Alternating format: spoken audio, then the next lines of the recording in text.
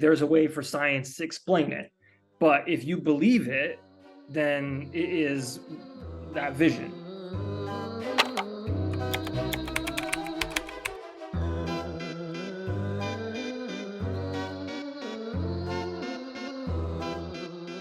Can you elaborate a little on, you said you were, when you were offered this, you said you were sick of darkness. A lot of the stories you're known for are very dark. Do you feel like are you pigeonholed in a certain area? Are you able to find some lightness in that? Yeah, that's what I do. I think that's what I do. Certainly. I believe in, I've read an interview with Cormac McCarthy where he talks about the littlest pinprick of light that points up through the darkness is all the more powerful because of how powerful the darkness is. That light is still always there. And that's what I believe in. Everything I've ever written has a bounty of hope in it near the end, as dark as it is. It's saying that we don't have to be this darkness. We can overcome this darkness. And I think that was certainly the journey of Jimmy. And he goes on a really, in my opinion, mythic journey where he has to go off and battle demons in a dark cave. And he comes back a changed man. He comes back a better man, but he also comes back a more damaged man. You can't, it's not, nothing's ever clean. But yeah, I think in terms of darkness, it's what I do well. So I'll probably continue doing it, but I just didn't initially want to. I had been in Stephen King land Steve's a good friend of mine, he writes great books, but it's a dark world to be in when you're doing Mr. Mercedes and A Watch and then The Outsider, which I did for HBO, two different networks. I was just becoming this go-to guy for Stephen King. And I was like, and then they say, hey, you know what we'd like you to do next? We'd like you to set a story in a prison. It's like, oh my God, how about with a serial killer? And I have two daughters. So it's a lot of reasons I didn't want to do it. But in the end, I think it made the material better because I was so scrupulous, because I have two daughters, of honoring the memories of the victims, because I know they're real and they have parents out there still. And this story is going to stir some things up again. And I wanted to make sure that there was nothing exploitative at all in the presentations of the two dead girls.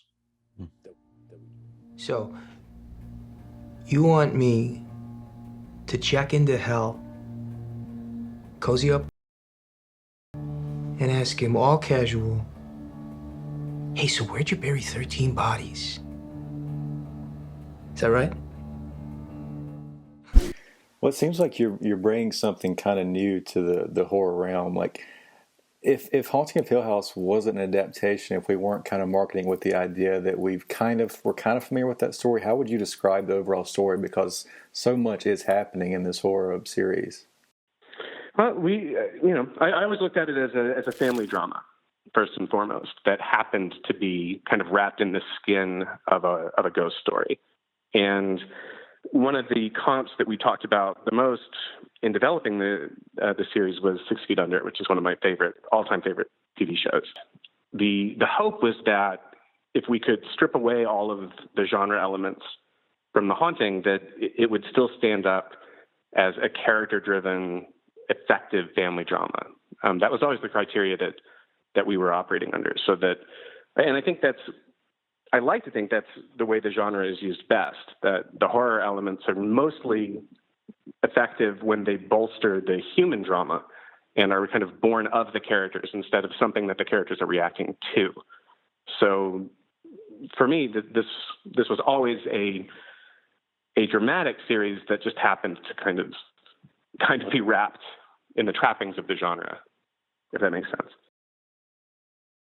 What were kind of the first steps? I mean, we're dealing with different places in time. We're dealing with 7 characters, 5 main children characters that we see. What was like the first thing, pen to paper? What storyline did you kind of plot first? Well, the first thing I did was just identify the siblings. The hook of it from the pitch was that we were going to do a show about people who had grown up in a haunted house, but deal with the effects that it had on their lives, all these years later. And that already kind of put us into a place where the focus had to be about the Crane siblings. The first real thread that came out of the the early development of it was Nell's storyline. Nell was really the focus for me. And in particular, the Nell bent neck lady arc. That was the spine of the show from the beginning, and everything else kind of was built from there. I can't hear you. Jamie, I said it's about Nell. I know, I just walked in and she's, Nell was running. Shocking. She wasn't in L.A. She was at the house, Steve. She was at the house. How do you think about real and unreal in your films? Do you care? Is it supposed to be a really blurry line of what's real and what's not real for the character or the viewer? It should be blurry, certainly in the Lighthouse, I think, and in the Northman, all the basically, if you believe in this stuff, it's true. That's where I'm at with it. I think Oliver Sacks wrote a good book on hallucinations, and he was saying if you can get yourself in, just through prayer alone, you can get into a state where you're seeing visions. Mm-hmm. And yeah, there's a way for science to explain it, but if you believe it, then it is that vision. So certainly, like in the Northmen, these Old Norse people believe in the Norns and Odin and the living dead, and so it's real for them. And in the Lighthouse, as Pattinson gets more obsessed with what is going on in there, the more real it becomes to him. But although interestingly, Rob told me, I don't want to make a movie about a magical lighthouse. I want to make a movie about someone going crazy. But in his absolute moment of insanity, he believes then all the stuff that Defoe believes in is real, if that makes sense. Maybe David Lynch and Buñuel would criticize me for being so black and white about being gray, but what can I do? It's too late. How do you think about when you're creating a story like that, a curse or fate or some of these things, and building tension? Because we know it's happening. The audience is watching. How do you think about some of those things? Like when a curse or something like that builds tension throughout the movie or the book? With The Witch, this is not quite answering your question, and Sean can probably answer your question in a sophisticated way. But with The Witch, I just thought every single scene needs to end with an oh shit moment that's worse than the ending of the previous scene. And if it's always just a little bit worse, the end of every scene is always just a little bit worse, then we are going to build the tension. Sean? Yes, that's the great thing about curses. They just get worse and worse. And if it's a proper curse, if it's properly cast at the beginning, it's a wonderful storytelling vehicle to take you to hell. And that's what the old stories give us. They give us these wonderful tools of narration that just put something in action. And also with fate, you can't skip it. And you've got someone getting more and more caught up and tied up in the net once it's been cast, once you set it out. And I think no matter how modern we think we are or civilized, there is a very strong belief in the mechanism of curse. And we see it all around us in our contemporary lives. They just have different names now. And we like cursed families that have endless troubles, endless mishaps. 3 siblings die in the same year, and then the parents get whatever, trapped underwater somewhere. And you think, okay, what happened? Where does this come from? It's like something was set in motion. And I think we, just as human beings who are receptive to stories and who understand the world through stories, we understand these mechanisms and we still believe in them.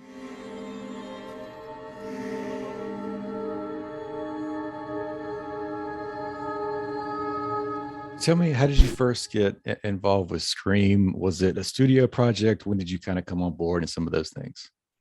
So Scream started from a place of this company, my company Project X with William and Paul. They're very close with Gary Barber, who runs Spyglass. Paul used to work for Gary. And Gary was starting this new iteration of Spyglass, and he had a lot of titles from the old Weinstein library, and one of them was Scream. And we went in to sort of talk about different things we could do together, and they had been talking to Gary about it, and Gary said, we have Scream. And I said, that's one of my favorite movies of all time. Like it you know, legitimately was, I saw the original when I was in college trying to become a screenwriter, and watching a movie like that with Kevin's incredible screenplay, just being able to do everything, be scary, be funny, deconstruct the genre, while at the same time being one of the best examples of the genre, you know, having his cake and eating it too, was just so super amazing and formative. And I said, I love that movie. And he said, would you write it? And I said, yeah. And he said, okay. And I said, okay. And we got into the, you know, William and Paul and I got into the elevator and went down to the ground floor. And I went, did we just get Scream? And they're like, yeah, we did. And it was this sort of amazing thing where there was no blueprint for it. There were no constraints. There was no version. It was just go and try and make the best version of a Scream movie you can. And the first thing I did was I said, I know I want to write this with my friend Guy Busick, who had written Ready or Not, which is a movie I produced, the Radio Silence directed. I've known him forever. I know how much the franchise means to him too. And they wanted the movie so quickly that I was like, if we do this together, we can do this with the great speed. And then the next thing I said was, we have to get Kevin Williamson involved, who was not at the time sort of attached to the project in any way. And I said, we have to go and see if Kevin would, you know, sort of grace us with his presence on this. And we were lucky enough that he said yes.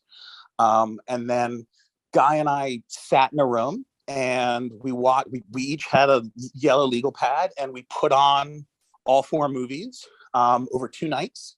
We didn't sort of talk to each other. We just took notes and watched the movies. And then we got together the next day and started going through just our thoughts of, like, if you could put anything in a Scream movie, what would you want to see as a fan? And about 90% of the things I had written down, he had written down. Like, it was, we had both went, oh, this movie should take place in Woodsboro. We both went, oh, this is where we should find the character of Sydney. This is where we should find the character of Dewey. This is where we should find the character. And we were completely in tune about all of that major stuff. And then we broke sort of a very broad version of the story and pitched it to Kevin to get his sort of, you know, are we completely stupid? Do you hate this? Do you want to throw? And he was like, no, I think that's great. And he gave us some really good notes and pointers.